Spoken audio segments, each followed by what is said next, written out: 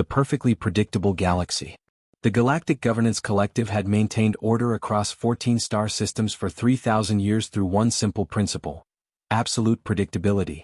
Every species, every planet, every trade route operated according to mathematical models so precise that the Council could forecast the next millennium down to the minute. Counselor Veshkara of the methodical caste stood before the obsidian monument in the Hall of Eternal Constants, her crystalline fingers tracing the engraved words: in prediction, peace; in order, prosperity. Beautiful, isn't it? Came a melodic voice behind her. Veshkara turned to find Counselor Thyron, a being of pure light energy contained within geometric boundaries. The foundation of our civilization, she agreed, her voice resonating with harmonic precision. Then why? Thyron's form pulsed with concern. Has Sector 7 reported 14 consecutive anomalies this month? Veshkara's crystalline body darkened, a physical manifestation of distress. Impossible. Our algorithms account for every variable. Every variable we've allowed, Thyron corrected. High Chancellor Ornseth has called an emergency session. In the council chamber, beings from across the galaxy assembled in their designated positions, our arrangement unchanged for centuries. High Chancellor Ornseth, a towering figure whose species had mastered gravitational manipulation, stood at the center podium. Honored counselors, Ornseth began, his voice bending space itself to reach every ear, we face an unprecedented crisis. Trade shipments arrive early. Weather patterns deviate by 0.03%. Citizens report unexpected thoughts. A collective gasp rippled through the chamber. How is this possible? Demanded Counselor Zux, her serpentine form coiling with agitation. We banned chaos theory 500 years ago. We eliminated randomness from our educational systems. We even outlawed improvisational music. Which brings me to our investigation's findings, Ornseth continued gravely. We traced the anomalies to a single source, a human ship that passed through Sector 7 6 months ago. Humans? Veshkara's voice crackled with static. Those creatures from the backwater planet Earth? They barely achieved interstellar travel a century ago. Precisely, Ornseth nodded. They're primitives. Yet somehow their mere presence destabilized our most carefully maintained systems. We intercepted their communications. He gestured, and a holographic image appeared. A human female with dark skin, twisted hair adorned with colorful beads, and an expression of absolute delight as she juggled what appeared to be flaming spheres while riding a hovering skateboard. This is Dr. Kaya Okonkwo, Ornseth explained. Theoretical physicist, jazz musician, and according to her social media profile, professional chaos enthusiast. Her ship's route correlates exactly with every anomaly. Arrest her, Counselor Zux hissed. Eliminate the contamination. We tried, Ornseth admitted. She's already left council space. However, the damage persists. The anomalies are spreading. Sector 7's agricultural output increased by 30% last quarter, completely unpredicted. Artists in Sector 9 are creating works our aesthetic algorithms cannot classify.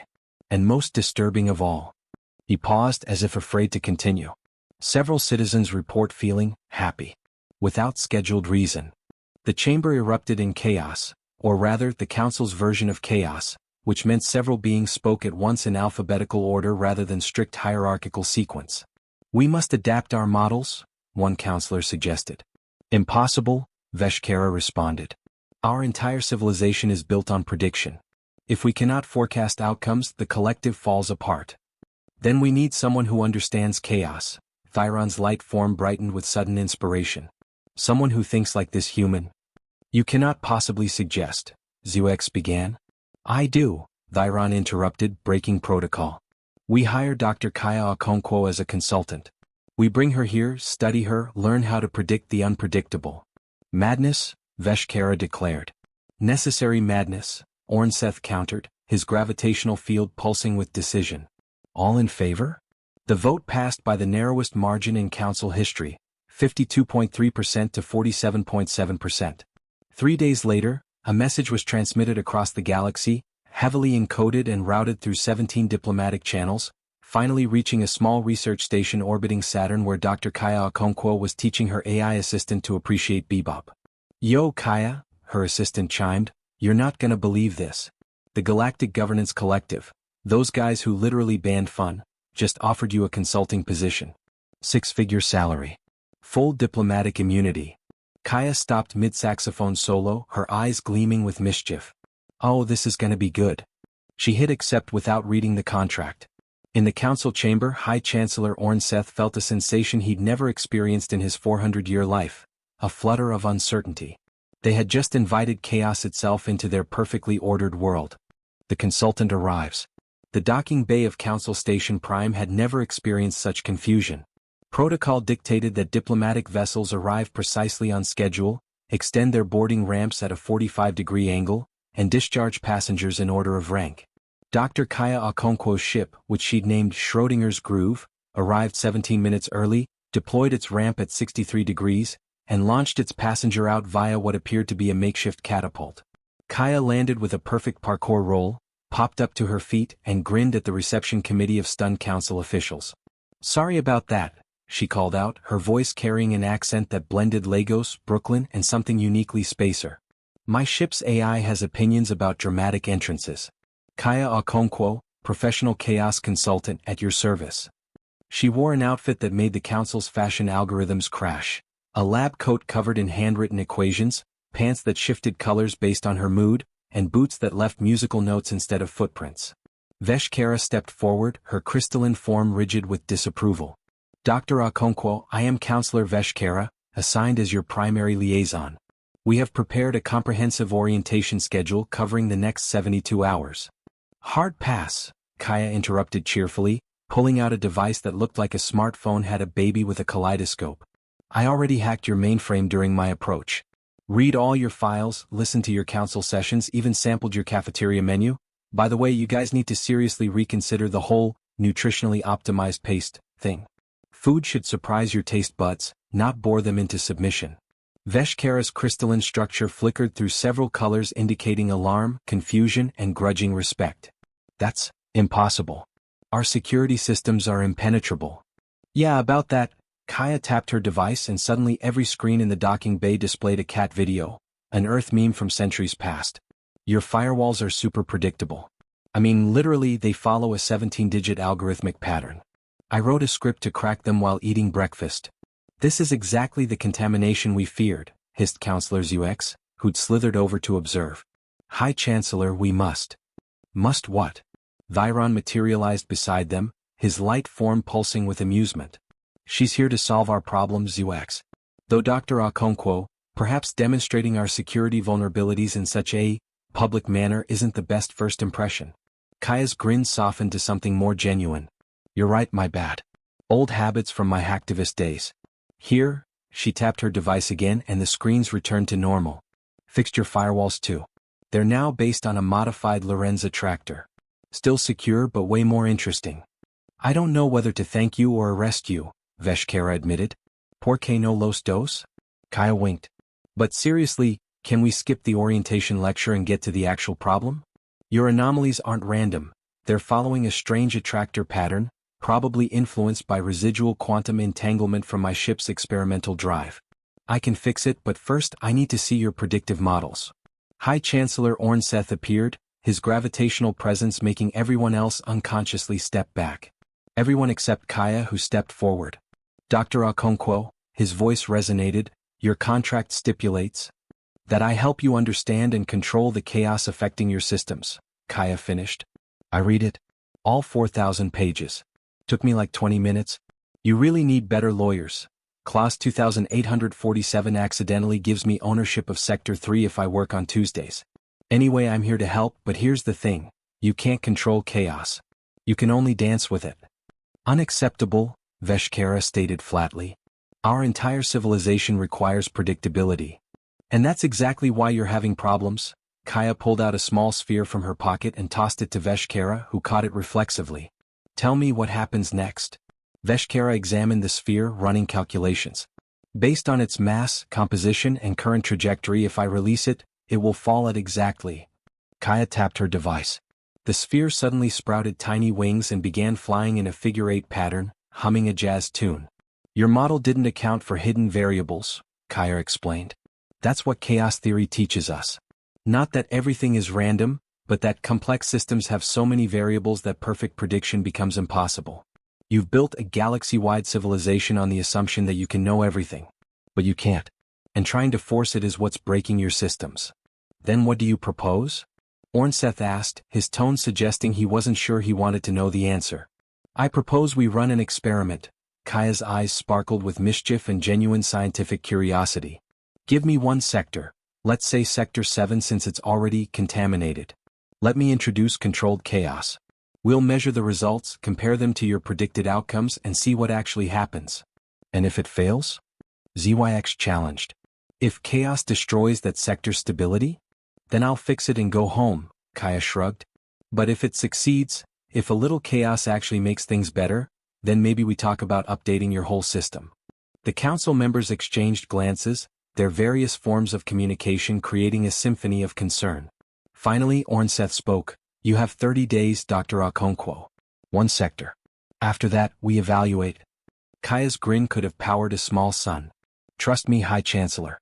This is going to be the most fun your collective has had in 3,000 years. She didn't add what she was thinking. That fun was exactly what they needed. Controlled chaos. Sector 7's administrative hub had been operating on the same schedule for 600 years. Morning efficiency briefings at 0600.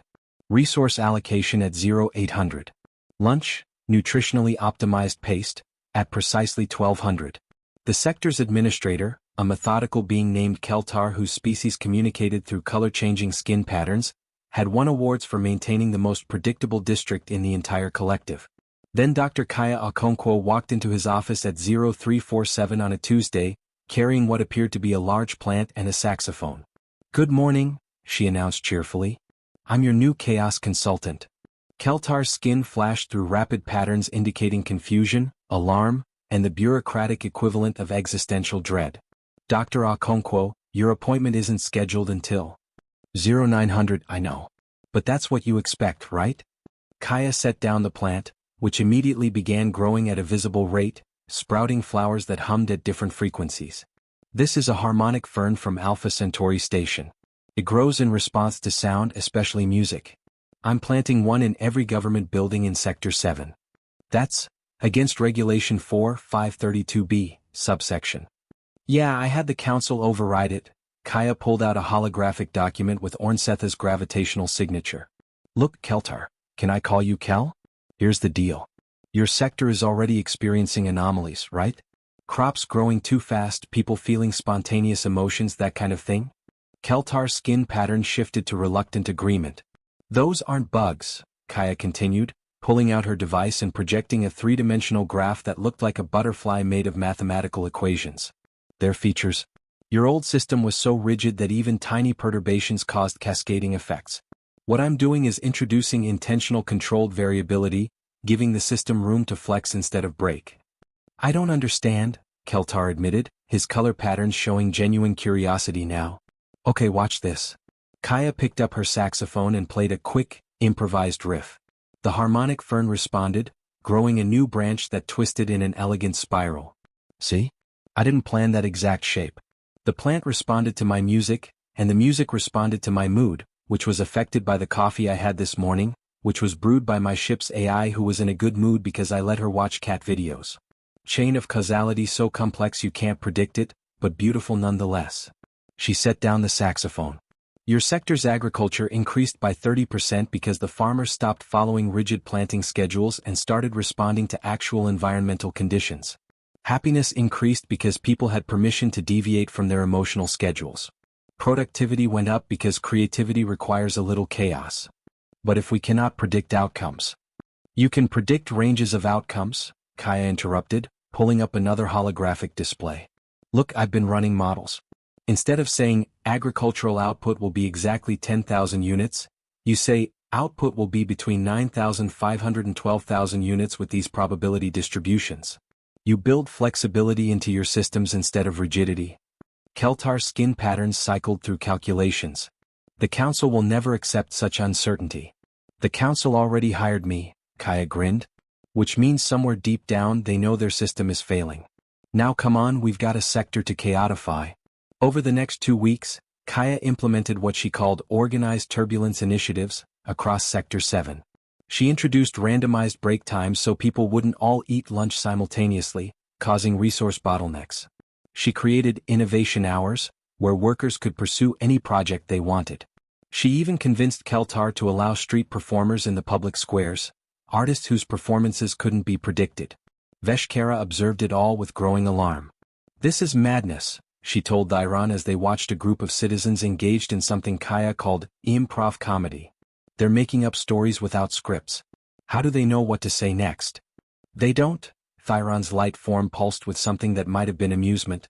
"That's the point. Look at their faces, Veshkara. They're experiencing joy. Unscheduled joy is dangerous. Is it? Or have we been wrong for 3,000 years? Meanwhile, in the agricultural district, Kaya was teaching farmers about companion planting, the ancient earth practice of growing complementary crops together. "Your monoculture approach is efficient but fragile," she explained to a group of skeptical chlorophyte cultivators. "One disease wipes out everything. But if you introduce diversity, controlled chaos, the system becomes resilient." A farmer named Silvash, whose tentacles were covered in soil, raised an objection.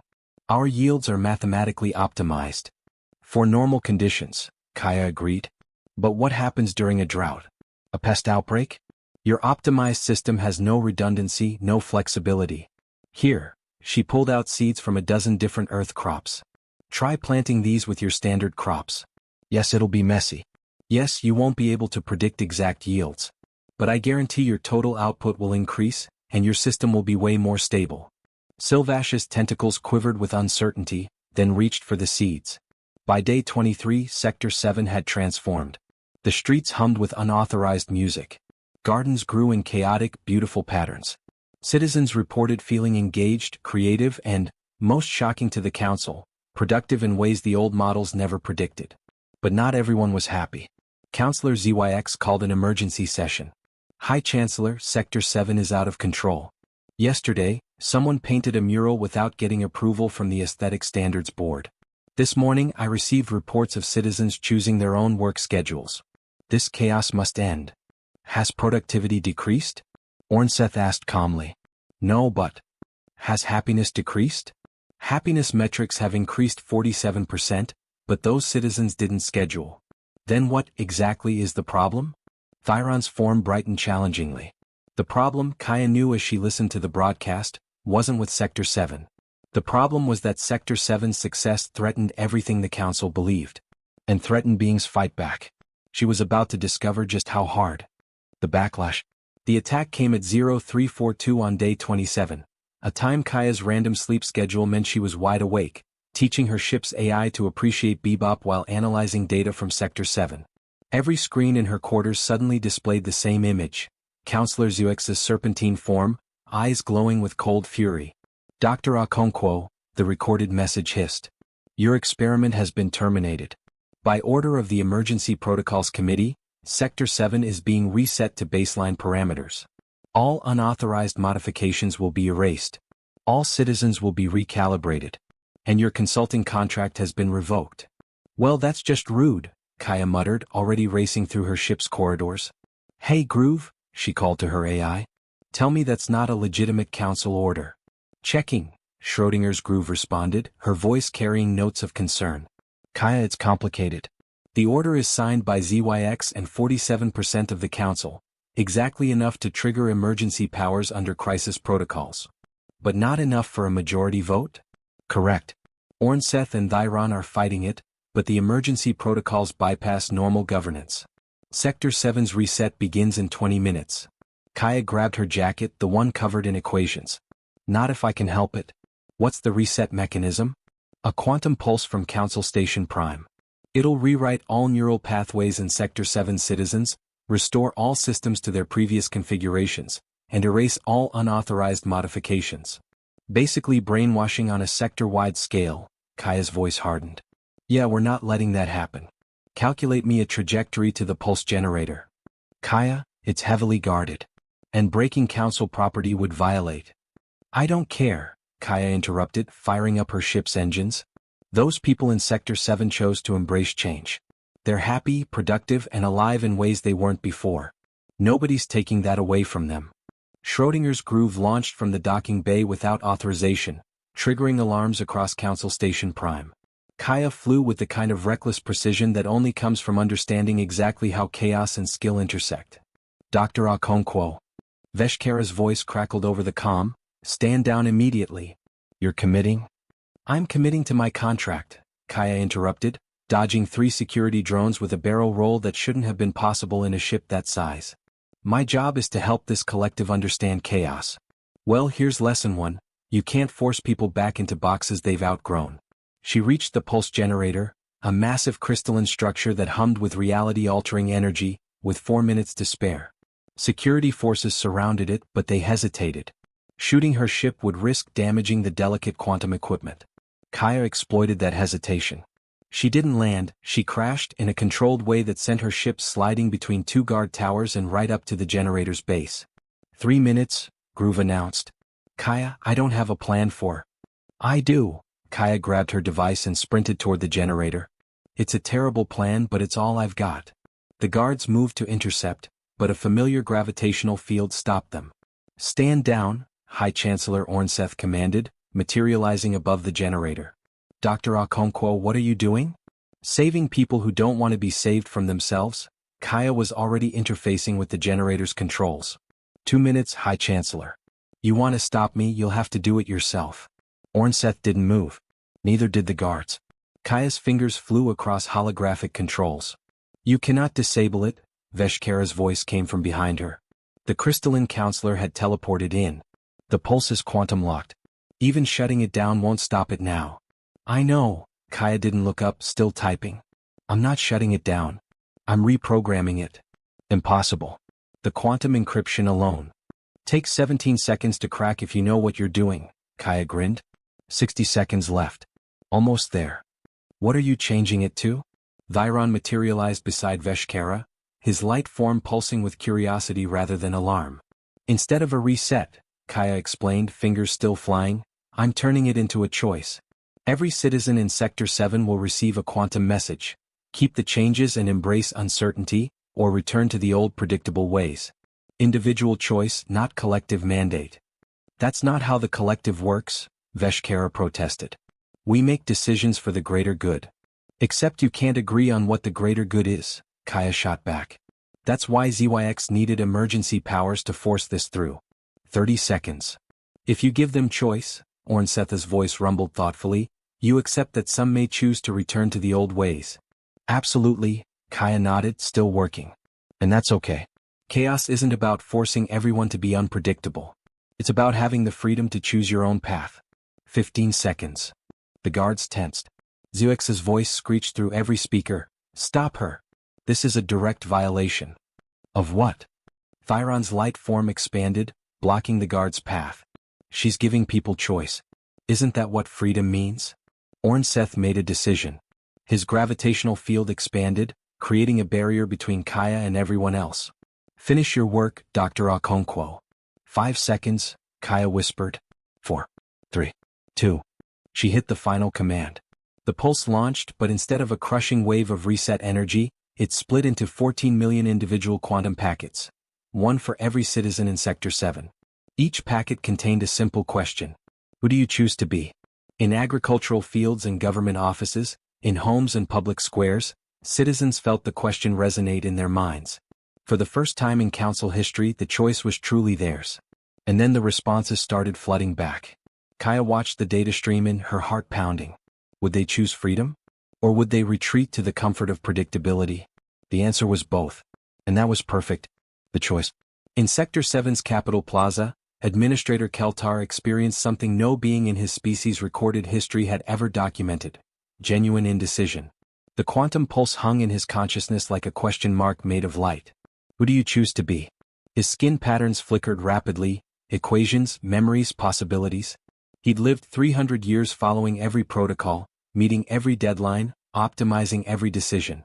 Safe. Predictable. Empty. The last 27 days flashed through his mind. Kaya teaching him to play chess, a game where randomness and strategy danced together. The unauthorized street festival that erupted when someone's musical plant grew large enough to shade an entire block.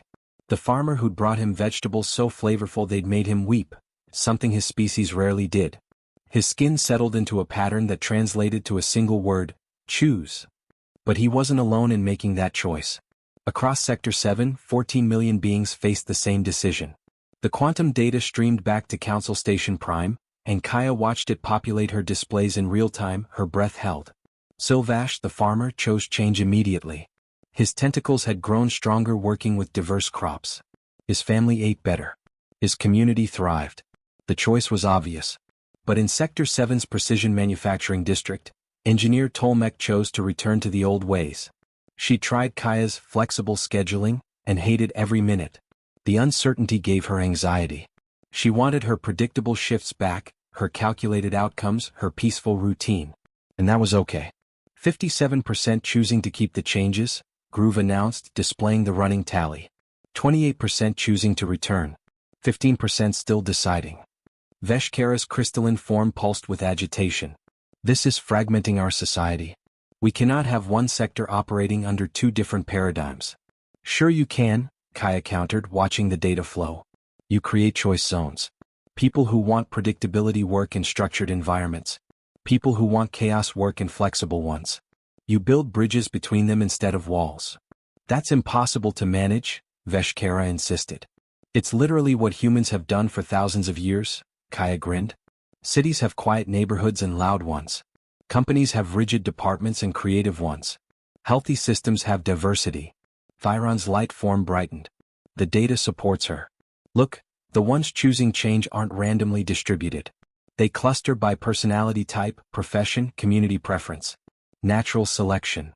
Social chaos. Counselor Zux's voice dripped with venom as she materialized in the observation deck. High Chancellor, Dr. Okonkwo has destroyed our fundamental unity. I move for immediate. The results are in, Ornseth interrupted, his gravitational presence silencing all objections. 61% chose change. 23% chose tradition. 16% created hybrid models we never anticipated. He turned to Kaya. Explain the hybrid models. Kaya pulled up a holographic display showing one of the most creative solutions. This community in Sector 7's industrial zone created what they're calling scheduled spontaneity. They maintain predictable core hours for essential operations, but introduced randomized innovation periods where anything goes. Best of both worlds. Another group, she continued, highlighting a different region, created chaos buddies, pairs where one person handles unpredictable creative tasks while the other manages structured logistics. They balance each other. And this one, Thyron added, clearly delighted, established a flexibility market, where people can trade predictability credits.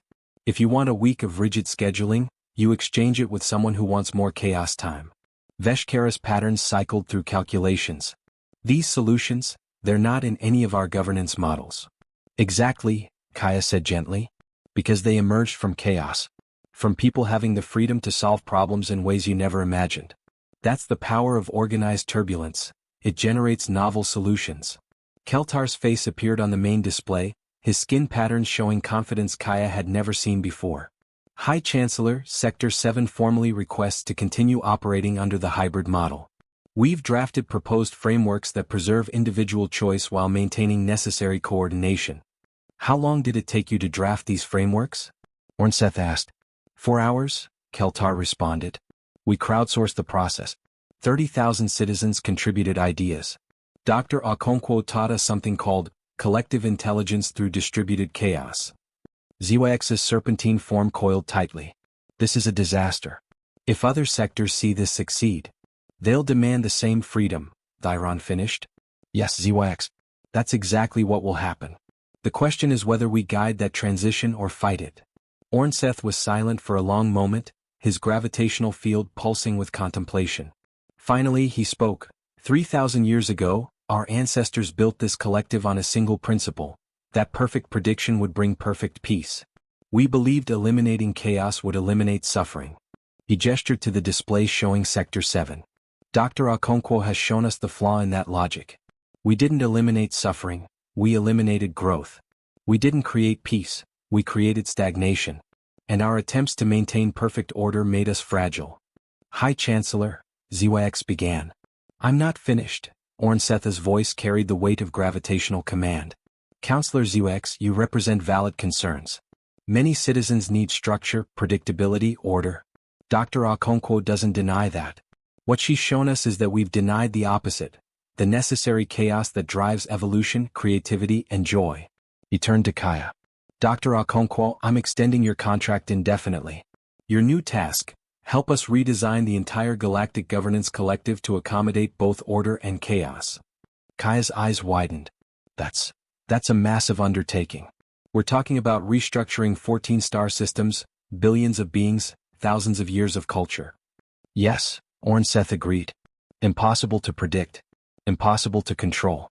Exactly the kind of challenge you seem to enjoy. Despite herself, Kaya grinned. You know what? You're absolutely right. But I have conditions. Name them. First, every sector gets to choose their own balance of order and chaos. Second, we establish a Department of Productive Chaos. Scientists, artists, troublemakers working on unpredictable innovations. Third, her grin widened, you let me teach a course on jazz improvisation to the council leadership. Veshkara's crystalline form flickered with alarm. That last one seems unnecessary. That last one is essential, Viron interrupted, his light form practically dancing. If our leaders can't improvise, how can we guide a civilization learning to embrace uncertainty? Ornseth considered, then nodded. Agreed. All conditions accepted. Then I guess I'm staying, Kaya said. She looked at the display showing Sector 7, people laughing, working, creating, living in ways both predictable and wild. This is going to be one hell of an adventure. In Sector 7, Keltar felt the decision ripple through his being. Change was coming. Not forced, not predicted, but chosen. His skin patterns shifted to display a new phrase, one that would soon spread across the galaxy. In chaos, possibility. In choice, freedom. The revolution had begun. The Department of Productive Chaos. 3 months later, Kaya stood in what used to be Storage Bay 47B of Council Station Prime and was now the headquarters of the galaxy's newest governmental division, the Department of Productive Chaos, or as everyone called it, the DPC. The transformation was dramatic. Where there had been orderly rows of supply containers, there was now a beautiful mess, holographic whiteboards covered in equations that shifted and evolved, a garden where harmonic ferns grew alongside crystalline thought vines from Veshkara's homeworld, a full recording studio where experimental musicians jammed with quantum computers, and a zero-gravity chamber where engineers tested impossible-seeming designs. It looks like a disaster zone, Counselor Zwex observed coldly during her mandatory inspection. Thank you. Kaya beamed. That's exactly what we were going for. Come meet the team. She dragged a reluctant ZYX toward a cluster of beings huddled around a holographic display showing what appeared to be a dragon made of mathematics. This is Dr. Rixonel. Kaya introduced a being whose species resembled a floating collection of geometric shapes. They're working on non-Euclidean architecture, buildings that change shape based on occupant needs. Impossible, ZYX stated. Structures must be stable. Must they? Rixonel's shapes rearranged enthusiastically. I've created a residential tower that reconfigures itself daily. Some days it's optimized for solitude, individual pods separated by maximum distance. Other days it becomes a communal spiral encouraging interaction. The building learns from its inhabitants. What if it learns wrong? ZYX challenged. Then it adapts, Rixonel shrugged, an interesting feat for a geometric being. Last week it created a configuration we didn't design, connected family units into clusters while maintaining private spaces. Turned out 3 families wanted to share childcare but didn't know how to ask. The building facilitated it. Kaya led ZYX to the next station, where a chlorophyte named Vospeth was conducting what appeared to be an argument with a plant. Vospeth is developing bioresponsive technology. Continue. Kaya explained. Machines that grow rather than being built. We've already achieved biological engineering, ZYX pointed out. Not like this, Vospeth's leaves rustled with excitement. Traditional bioengineering forces organisms into predetermined forms. I'm letting them co-evolve with their function. This communication device, they gestured to a plant with bioluminescent flowers, started as a simple message relay. But it developed the ability to sense emotional context and adjust its transmission patterns accordingly. When someone's upset, it sends comfort signals along with data. That's not efficient, ZYX argued. It's compassionate, Vospeth countered. Efficiency isn't everything. The tour continued. Kaya introduced ZYX to an AI specialist teaching computers to appreciate art, a musician developing therapeutic sound algorithms that couldn't be programmed but had to be improvised, and a physicist working on probability engines that generated useful random events. But the most controversial project was in the back corner, where a team led by someone Kaya had personally recruited was working on something called the Chaos Protocols. Zux, Kaya said carefully, I want you to meet Dr. Mira Volkov. She's human like me.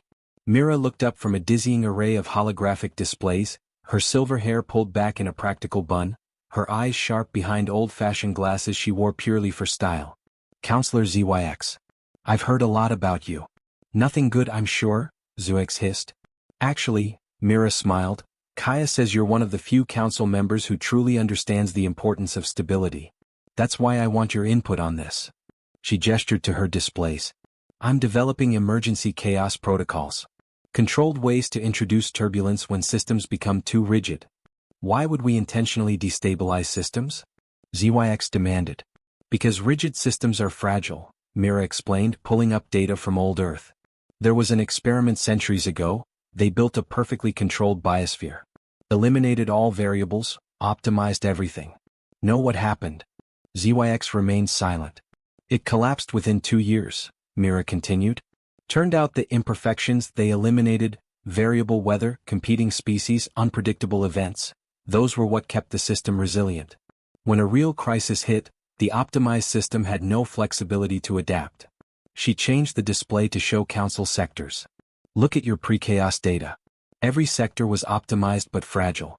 One supply chain disruption would cascade catastrophically. One unexpected event would paralyze governance. You'd built a glass castle, beautiful, precise, and ready to shatter. And your solution is to throw rocks at it? ZYX challenged. My solution is to rebuild it with flexible materials, Mira corrected. The chaos protocols would regularly introduce small, controlled disruptions. Supply route changes, schedule variations, unexpected scenarios. Nothing catastrophic but enough to keep systems adaptable. Think of it like an immune system. You expose it to weak threats so it can handle strong ones. ZYX was silent, processing. Finally, show me the modeling data. For the next hour, Mira walked ZYX through simulations.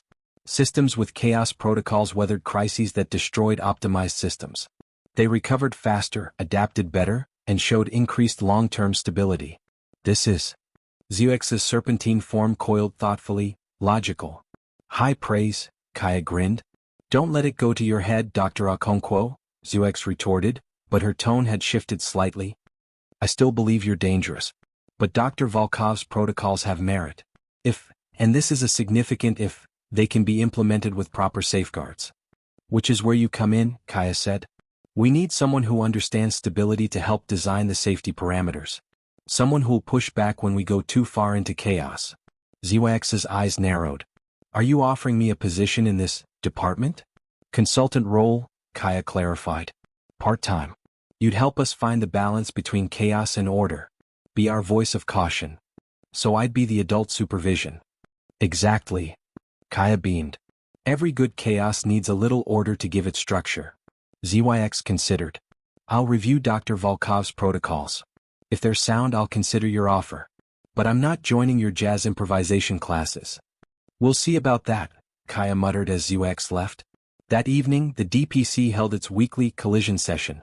A meeting where team members shared wildly different ideas and looked for unexpected combinations. Veshkara attended, still uncertain but curious. She watched as Rixenael's architectural concepts merged with Vospetha's bioresponsive technology, creating designs for buildings that could grow and reshape themselves. She listened as Myra's chaos protocols informed the musicians' therapeutic algorithms, generating unpredictable but healing sound patterns. It's like watching chemistry, Veshkara observed to Thyron, who floated beside her. It's exactly chemistry, Thyron agreed, his light form pulsing warmly. Separate elements combining to create something none of them could achieve alone. Emergence, order arising from chaos through interaction. Is this how humans always work? Veshkara asked. The good ones, Kaya overheard and joined them. The best human achievements came from collision. Different cultures trading ideas, different disciplines intersecting, different perspectives challenging each other. We're messy, contradictory, and impossible to predict. And that's our superpower. She pulled up a holographic image of Earth, blue, white, and green spinning in the void. We evolved on a planet that tried to kill us constantly. Predators, diseases, natural disasters, climate shifts. We survived by being adaptable. By creating cultures that could change faster than our genes. By building systems that were stable enough to protect us but flexible enough to evolve. And now you're teaching us that skill? Veshkara's crystalline structure shifted through thoughtful patterns. Now we're learning it together, Kaya corrected. Your civilization has gifts humans don't, the ability to coordinate at massive scales, to think in centuries rather than years, to build institutions that last. What if we combine that with human adaptability? Order and chaos, structure and flexibility, prediction and improvisation. Thyron's light brightened. A civilization that could plan for millennia but adapt in moments. Exactly, Kaya grinned. The best of both worlds. High Chancellor Ornseth appeared in the doorway, his gravitational presence filling the room. Dr. Okonkwo, the full council has reviewed your department's progress report. We need to discuss expansion. Kaya's eyes lit up. How much expansion? 14 sectors have formally requested DPC consultation. 47 more are considering it. And, he paused significantly, 3 civilizations outside the collective have inquired about our chaos revolution. We're going viral, Kaya whispered, then louder, we need more staff. More resources. And probably a bigger space because Bay 47B is already cramped. Agreed, Ornseth nodded. Which brings me to my announcement. The Council has voted to establish chaos studies as an official discipline across all collective educational institutions.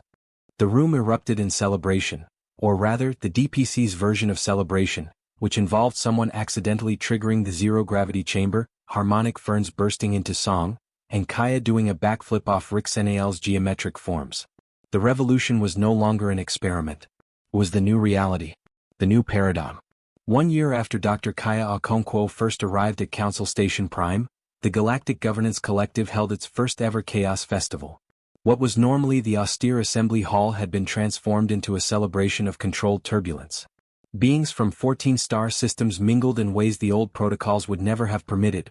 Artists conversing with engineers, children playing in spaces formerly restricted to adults, and in the center of it all, a massive collaborative artwork that changed based on everyone's contributions. This is remarkable, Counselor Veshkara admitted to Kaya as they watched a chlorophyte child teach a crystalline elder how to paint with bioluminescent algae. 1 year ago, this would have been unthinkable. 1 year ago, you would have arrested me for suggesting it, Kaya grinned, sipping something that tasted like starfruit mixed with electricity, a beverage that emerged from the DPC's experimental food lab.